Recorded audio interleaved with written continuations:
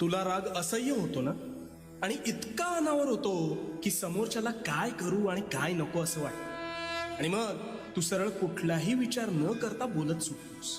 हो ना? पण हा राग म्हणजे तू स्वतःच स्वतःभोवती लावलेली आग आहे, हे तुला ठाऊक आहे का? अरे याने समोरच्याचं नुकसान होत नाही, तर सर्वस्वी तुझं नुकसान होतं. त्यामुळे आता ह्या भडाग्नीवर नियंत्रण कसं प्राप्त करायचं ते सांगतो शांतपणे.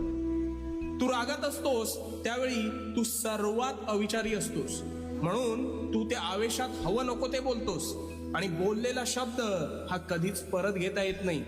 त्यामुळे तू समोरच्याच्या मनाचा विचार न करता बेफाम शब्दांनी वार करतोस, आणि त्याला तर ते लागतंच, पण त्याचा त्रास हा तुला जास्त होतो. मग जेव्हा तू शांत होतोस तेव्हा तुला वाटतं आपण फार बोलून गेलो का? हो,